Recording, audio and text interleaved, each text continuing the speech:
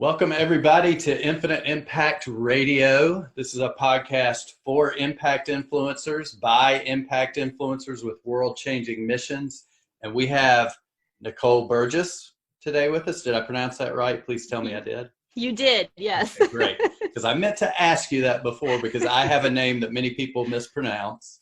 And I always need to ask my guests that beforehand, but we forgot to do that. So I got it right. So that's good to know. But Nicole and I actually met, probably it's been about 3 weeks now, I think. And we were talking podcasts, because you have a podcast, which we'll cover here in a little bit. And we were just on the call as we got to know each other, and we were talking about her podcast and what she did. And I just loved her story. And I was like, you got to get on our other podcast. So let's schedule something. So we went from talking about podcasts to now being on a podcast. And you have a podcast, so it just goes in one big circle. So if you would, just please go ahead and introduce yourself and tell the listeners all about you and what you do and what your superpowers are and all that good stuff. Oh, gosh. That's a big question.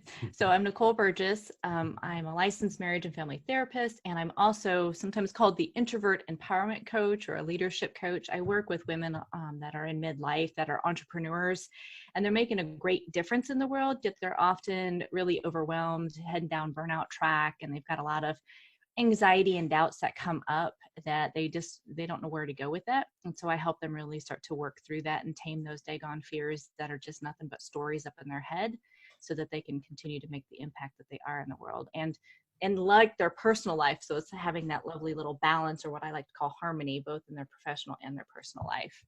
Awesome. That's great. Yeah. Well, thanks for, that's a perfect introduction. I couldn't have done it better myself. I wouldn't have done it better myself, actually. That's the one thing that when we talked, I remember, of course, impacting others, creating that ripple effect is something that really connected with me. And that was why I wanted to get you on the show. And I wanted to just go into your background a little bit. If you could share with us how you got here, because you didn't start off with this goal in mind, right? You started somewhere else, and this journey sort of brought you here. So if you don't mind, please share a little bit about that with us. Yeah. So I remember back in actually high school, I had a psychology class and I loved it. The teacher I had was a wacky teacher, but he made a huge impact. And so I thought, I'll go into the psychology world when I go into college. I didn't. I followed really what my parents thought would be the best path for me, which was accounting. So I started out as an accountant, and then I did that for, I don't know. It's quite a difference. Oh, huge difference. Very, very left-brained, very number crunching. And it was good experience because it's totally helped me in my own business. But at the same time, it literally was sucking my soul away. I just didn't like it. And no matter where I went, people would stop in my queue. People stop me on the street. People start telling me their life story when I'm hanging out in the library line or at the grocery store. So then I'm like, okay, I don't want to do this. I really want to teach. And I switched into becoming a business analyst, where we did software implementations and trainings and stuff like that. So I did that for a while, which was cool because I got to travel around to different parts of the world. And then I was like, yeah, this still isn't it. And I had a lot of really good supportive friends who were like, go back to grad school. Like, oh, but I'm too old. I'm too this. So I made up a lot of excuses to not go back for many, many years. And finally I did. And I got my master's in counseling psychology through a school called the Institute of Transpersonal Psychology. And it really opened up my eyes to have the mind, body, and spirit in alignment. And I learned so much from the people, from the professors, from the cohort that I was in. And I just found it really was like coming home when I got that degree.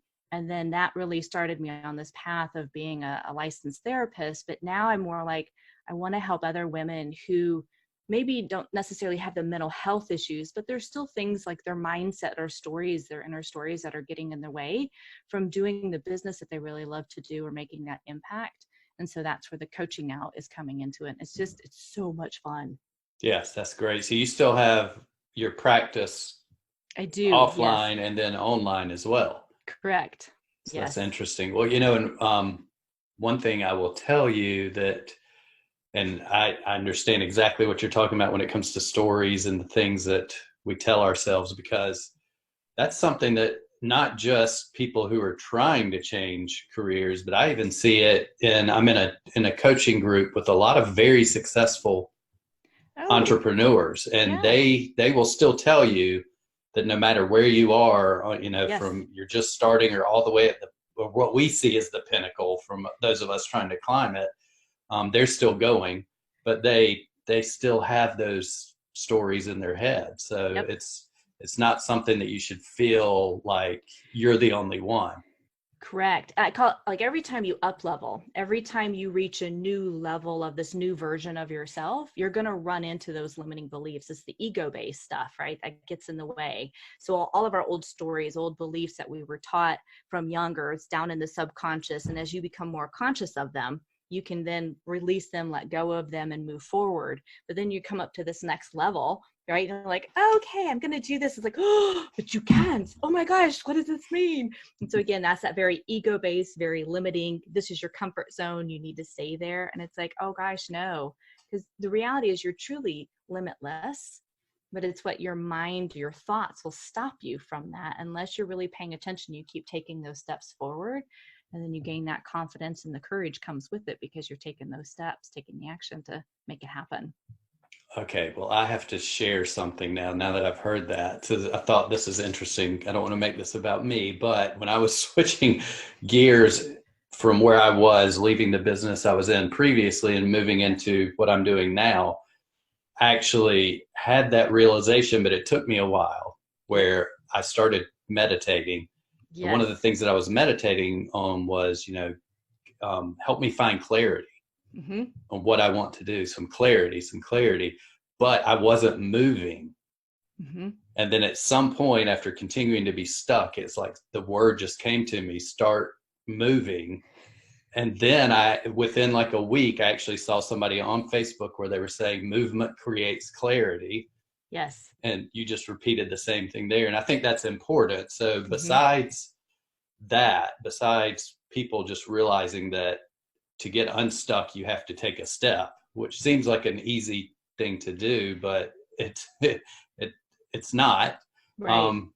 What would be one thing that they could do to get unstuck, to sort of move forward, that doesn't include just taking a step forward? Yeah. So you did a beautiful job of just naming that right there. So I do a lot of mindfulness training, both in my therapy practice and in my coaching practice. And one of those things, when you are in alignment, meaning your values, and I call it your, for lack of a better word, like your own inner guidance, right? Whether you believe in spirit, universe, God, whatever you want to call that part, when you are truly in alignment, which is the vertical piece of it, whether you get that inspiration, like you need to move, it's like, well, what does that mean? It's like, well, what's that next step? It's called inspired action. Because now there's no fear attached to it whatsoever. It's just like you're pulled almost to be like, oh, I need to contact so-and-so. I need to just write this idea down, that this is maybe the thing that I'm going to go after. Oh, there's the podcast idea. I get a lot of those, when I'm brushing my teeth. Oh, do this topic. Someone said about this, or this came up. And it's like, okay, and that's the inspired action. At least write that down, because now you've got movement. Now you've got flow. You've got energy that's going to go behind what it is that came up through meditation, or when you're taking a shower, you're taking a walk in nature. You can get a lot of really great downloaded information, inspiration through those moments of quiet and stillness. And then again, it says taking a small step, whatever that may look like, writing it down, contacting somebody, stating it out loud to a trusted friend. This is what I want to do. Mm-hmm. There's movement. There's an action step.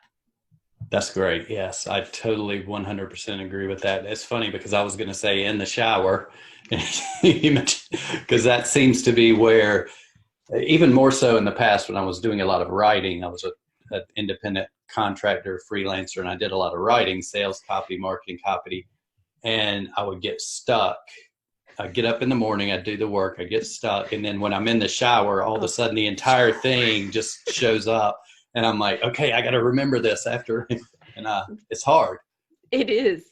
I've joked with some other podcasters before. We're like, is there like a recording device you can stick in the shower that's waterproof? Yes. So that you can record those ideas really quickly. And I do know of some. There's actually markers and things that you can put on your shower to write that stays there. I can't tell you the product names because I don't remember them, but it's a great idea. Yeah. Yeah, that's awesome. That's great. I finally gave in and started putting something next to the bed so I could Yep. jot things down, because I realized if I wake up at 3 a.m. and I Yes. don't get it on paper, or even if I forget the paper, I pick up my phone and I type it in my notes app. If I don't do that, I just lay there for the next 2 hours thinking about it. It's just, Elizabeth Gilbert, that reminds me, she put in her book Big Magic, she talked about it's mhm. like the creative, I don't remember the official term, but I'm gonna call it like the creative genius fairy, whatever is gonna come through. So if it's 3 a.m. or first thing when you wake up, you're brushing your teeth, taking a shower, whatever, she's like, you do need to capture it, because if you choose not to, it will move on to the next person. And I've seen that in my own life. I've had various ideas and I'm like, no. And then, a few months later, maybe a year later, someone else has had that exact same idea and they're doing it. I'm like, oh man, I totally missed out. It's like you snooze, you lose, and it's going to Yes. move on. So Yeah, yeah. I've read the same thing. I actually read a similar story. I can't remember where it was, where the guy said he had this amazing idea for a song, for a composition, didn't do it. And then like a year later, he was in a taxi cab somewhere and he heard it playing over the radio. The exact Yeah. same thing that he had heard in his mind as a musician, but Mhm. never moved forward with it. So that's amazing that, yeah, that's a amazing thing. So if you are inspired, take action. Correct. Whatever So, that looks like. and what's one clue that you know that you are inspired besides just something coming to you? Because a lot of people, I think, try to decide, is this my intuition? Am I inspired? Or is this my ego actually talking to me? As soon as you're asking that question, that's typically ego, because ego starts to say, no, we need to find evidence that it's okay or it's not okay, or and all of a sudden that doubt starts to come up. That's ego based. Inspiration is you literally, it's just, there's no, what do I want to say? There's no fear, scarcity, or anything that is attached to it. Just feels like you're in flow, like you're Mm-hmm. just moving in it. And you feel expansive, I think, more than anything. That's more the intuitive download or inspiration that can hit you. It's just like, yes. And then all of a sudden, yeah, it's like you're just like, yeah, this is good. Mm-hmm. That's it. Okay, gotcha. That makes sense, 100%. Okay, well, I want to move onto something else real quick so we don't forget to cover this, but you have a podcast as well. Mm-hmm. So if you would just sort of share, you feel free to share the name of it, where they can go listen to it, and then tell us a little bit about it and what inspired you to do the podcast. So it's called the Soul-Filled Sisterhood Podcast. And what inspired me to do that, it was percolating for many, many years. And I had a vision actually of the logo way before I had kind of what I wanted it to be about. And the logo, I don't know if you can see it really behind me. I can't flip my camera up, but it's basically there's women in circles. And I know for a lot of women, typically we can be pitted against one another. And I really wanted to celebrate women and all their strengths and their diversities and what they bring to the world, and how we can literally raise one another up. And I work a lot with introverts and highly sensitive people. And what can happen is they feel bad because they are more sensitive or they're more in tuned, and somehow it's like something, there must be something wrong with me. They go more towards they're not enough, or there's something defective with them. And I'm like, oh my gosh, no, these are the beautiful qualities and gifts that you bring to the world. Let's shine light on that. So the podcast really covers all different types of topics, but I really wanted to shine through women who have faced their fears and they're doing some incredible things, whether it's in their local community, out in their state, out in the country, out in the world. There's so many people that I have talked to, they're making these great impacts. And it's fun to be able to shine that light on them and hopefully, again, bring inspiration to the ladies who are listening, that it is possible to follow that and just really, again, keep taking those small steps and facing those fears and make it happen. Yes, that's great. Okay, so since we're talking about fears, Mm-hmm. can you give us a tip, like one good actionable tip for facing a fear, how you get over that fear? So the biggest thing is, I think oftentimes people, because again, in my private practice, I specialize truly in anxiety. I work a lot with teen girls in that. And they're coming up through the world, like they're needing to develop ego-based, so they start to gain a sense of identity, who they are. But as adults, though, we can take that and all of a sudden these stories, these thoughts that we have, we're so over identified with them. Now you are anxiety, you are the fear. No, you're not. It's a part of you. But when you are able to observe the thoughts that are coming through, literally, I'm like taking it where it's like they can't see it on necessarily the podcast, but yes, but we are videoing it, so you can watch it on the YouTube channel, definitely. So yeah. So it's like, as you see your thought going by, you're observing it. You're not attaching to it. So when those fear thoughts come up, like, I could never do a video chat. Oh my gosh, Evans told me right before this. I'm like, what? We're filming this. Guess what? Surprise. Right. So a lot of my own insecurities started to come up, like, oh my gosh, do I look halfway decent? Do I have, food on my face? What? And it's like, you know what? It's going to be what it's going to be. Just lean into it, because I'm passionate about these topics that we're talking about. And so when people begin to learn to observe their thoughts versus attach to them, that's when you also can take that step of like, yeah, it's just a thought. And just because I have a thought doesn't mean it's true. Right. Yes, definitely. That's important, because it's one thing, and this is the way I was raised. I remember, and I love my mom to death, got her tattooed on my arm, but one thing that I was raised, whenever I had an idea or wanted to do something, it was like, I'm going to go do this. And all of a sudden it was like, well, how are you going to do this, and this to get that? Yeah. And it wasn't me saying that, but it was them. Probably from a mother, I could see it would probably be from a protective standpoint. But at the same time, it was almost like placing these fear-based obstacles out there that didn't even exist before. So as I got older, those were things that I had to realize, like, okay, just go ahead and just leap into it. Don't worry about it, because what you're thinking about that might happen is just a future-based imagination that's not really happened. Correct. So it's something that a lot of people have to overcome, I'm sure, that you talk to. And like I said, it's just something that is one of those things that you're raised in, and we often, I'm sure, have to overcome these things because they're implanted in us at a very, very young age. 80 to 90% of our beliefs are already in our system by the age of 9. Wow. And so, there's a lot of them to unlearn. So if you learn it, you can totally unlearn it. And what you're talking about, anxiety is all about the future base. And anytime the words, how are you going to do this? How is very ego based, right? It wants to limit that. Like, well, if you don't have the exact plan, then it's totally not possible. And it's like, again, I don't know that. But if I just take that small baby step, whatever that may look like, I'm writing that down. I'm going to reach out to that person. I'm no better off if I get the no, right? I'm in the same space, but I have no idea that if I get the yes, it's like, okay, now a different door has just opened up. Well, I'm sure you see this too as well. I know that being in a community, like with the community that you're talking about with your podcast and the people that are listening, when you get around these other people that you grow, maybe not to their level, but you learn things. Like I have a friend who's basically his whole, I don't know, strategy in life is just to jump and then build the, either learn to fly the airplane or figure out the parachute after you've done it.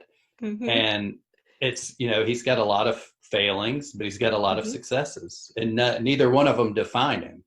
Correct. So that's it's really, huge.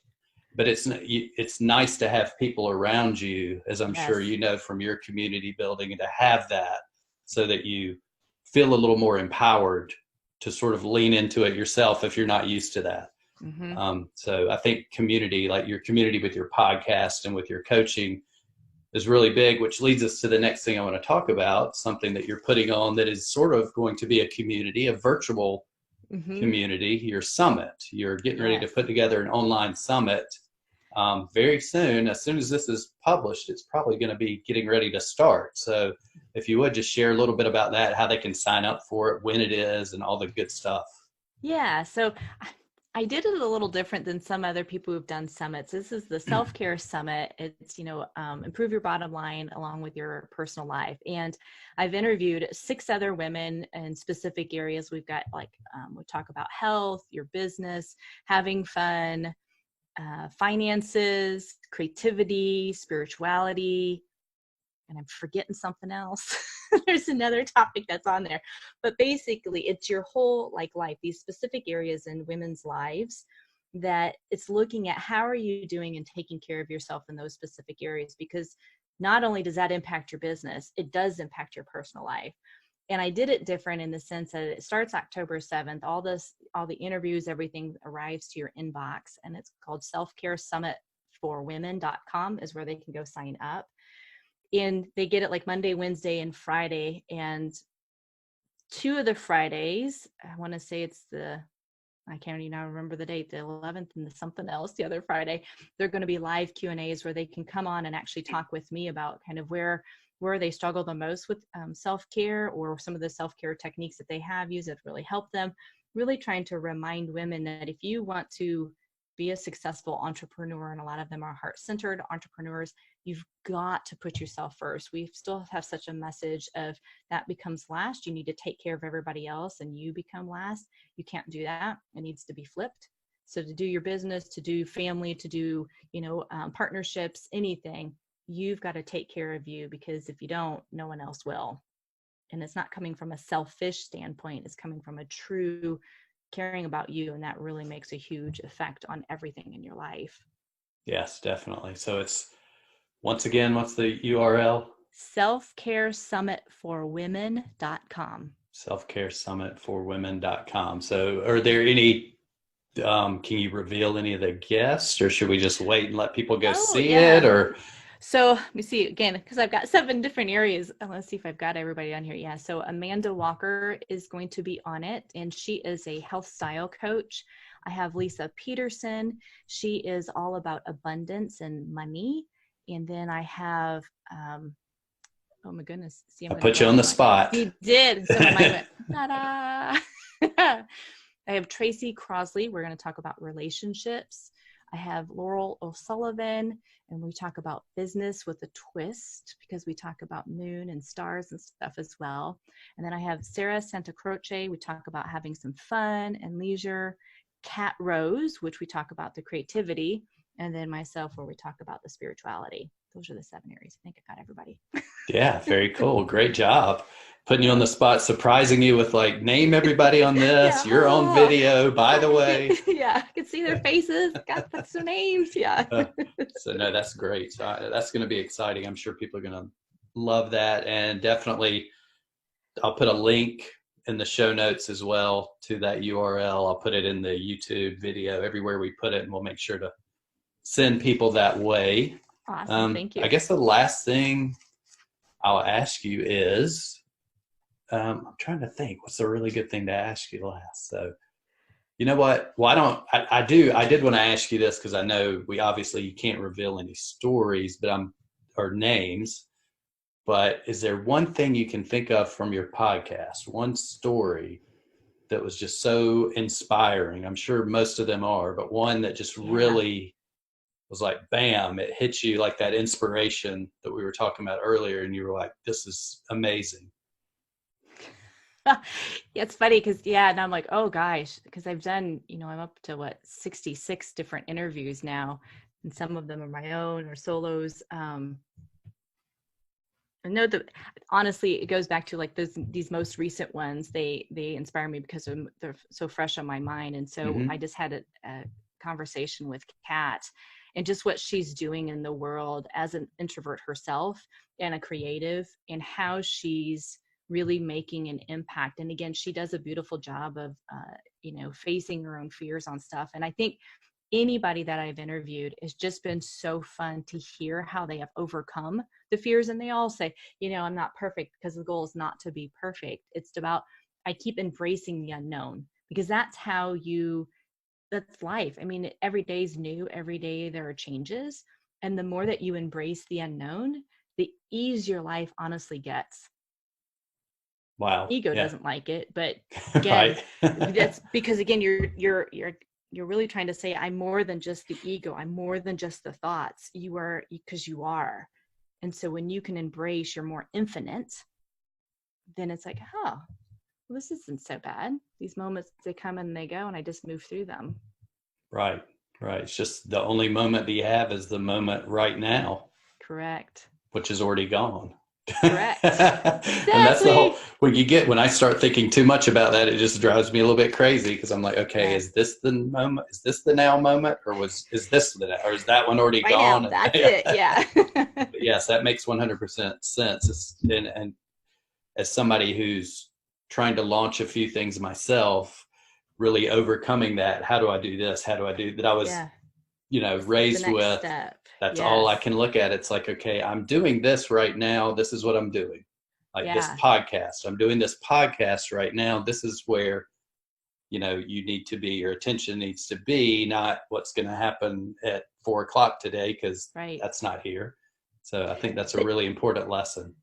isn't it easier when we are in the moment, and like for these podcasts, right, or for just talking to anybody? I always say, like, you're speaking from your heart and you're talking and listening through your heart. So when you really drop down into that moment, you are fully present with them. And I think most people can feel that when they're Mm-hmm. with another person, and it's like, wow, this is all we have, because this moment will never ever come again. Once it's gone, it's gone. Even And though it's so recorded. correct. But I mean, that's part, you won't ever Yes. experience this ever again. And so like Yes. what you're saying, whatever you're doing, I don't care whether you have your own business or you're working for somebody else, you're doing it with as much emphasis or impact, because that is the moment.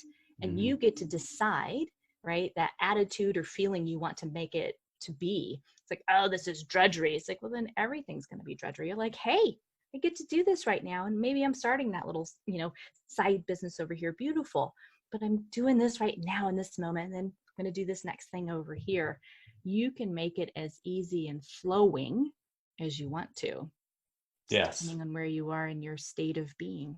Yes, exactly. And that's 100% true. Highly recommended. Highly recommend. I mean, on that subject, and then we'll wrap it up.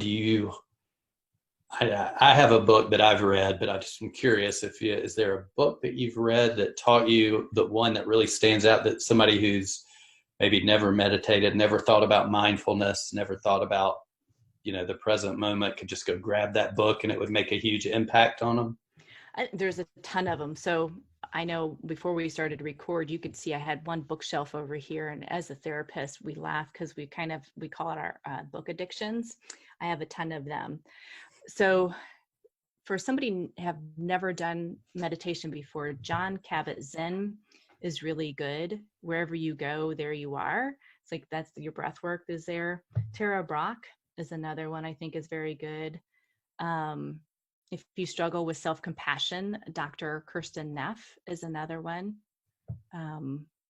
Yeah, there's just a ton. And the one I'm reading now is one of Eckhart Tolle's books, which is all about coming back to like, what's your life purpose? And he talks so much about kind of separating from ego and thoughts and consciousness and all of that as well. So that's my continuous. I think I have that book sitting up by my bed at this exact moment, but I can't think the name of it. I can't either, because I'm like sitting out there in my other room. Yeah. I was like, I was just reading it. I've got like 4 different ones going, and that one, I quit reading that one about a month ago because I got a new one I got interested in. But yeah, I still pick it up and read it at night. Yeah. I think it's A New Earth. Is that it? So that's one of his books. This, I think, is the second one following that book. And if you really want to challenge your thoughts in general, Byron Katie is a really good one. She just asks 4 simple questions about what you're making it to mean, something along that line. I'm going to blank now because we're talking about it. Again, she's what is it? And what is her name again? Byron Katie. Okay. And she's got a few books out there, but The Works is the first one. I think that most people, if you really want to get more aware of your thought process and how to turn it and change it, there's 4 simple questions, but they're very profound. Wow. Okay. I'll have to check that out. Over the past year, I've turned back into a book junkie. So I'm loving it. Yeah. I love having 3 or 4 going at all times, because the thing that I find, I don't know if you find this or if our listeners find this or whatever, it's like, if I've got 3 or 4 sort of sitting around, I don't really decide which one I want to pick up that morning. I try to read for 10 minutes in the morning, but I just let my intuitions like, get this. Yeah. And I go grab it. And it always seems like that message in those 10 minutes was what I needed from either the day before or whatever I'm going to run into that day. So it's very interesting. I love that. That right there is a beautiful example of people paying attention to their intuition, because I've had it where people at bookshelves or books have literally flown off the shelf if they've been in a bookstore, and it's like, oh, well, there's a weird book, and they open it up because, there's been divine guidance that have helped them. Like, this is the book you need because you were asking about this, but like you just getting really centered and like, where is it? What do I need to pick up today? And then opening it up. And I will have clients, they're like, Nicole, I just couldn't get through that book. I'm like, that's okay. You got through the section that you needed to. Put it down, put it back. 5 years later, you may pick it up again. And they typically do. It's like you read what you need to in those moments so that because you're ready to actually hear that information so that you can move forward. Interesting. I love it. Yeah. We could keep going for another hour or so, I have a feeling, but we need to wrap it up. So I appreciate you being here. I want to go on and let you share one more time the summit URL. It's called the selfcaresummitforwomen.com. And that starts on October 7th. 7th, yep. Okay. So if they can sign up beforehand, then they're going to get some fun little things and a little self-care assessment they can take to see where they're at on it and all of that. Okay, perfect. So go grab that. And then also, where else can they find you online? Yeah, so if they go out to NicoleBurgessCoaching.com, they can find the podcast and look at the show notes, the various guests, and some of the solo episodes, and then my services are out there on that same website as well, and then my Facebook stuff and wherever else I'm located online. So if you go to NicoleBurgess.com or NicoleBurgessCoaching.com. Yeah, if they go to the other one, it goes to a Nicole up in Canada, and she's a real estate agent. That's not me. Oh yeah, well, yeah, dealing with a different part, like real estate, not here, like right. But somewhere else. So yes, definitely. So NicoleBurgessCoaching.com, and you'll sort of find everything you need there. Yes. Okay, great. Well, I appreciate it. Thank you for coming on. And good luck with the summit. I'm sure it's going to go amazing, and you're going to have a great impact. And I appreciate you being a guest. Well, thank you so much for having me on, Evans. This has been a very fun conversation, so I appreciate it. And good luck to your podcast as well, because this is all about you making an impact. So thank you. Yes, I appreciate it. Thank you. And we'll talk to you soon.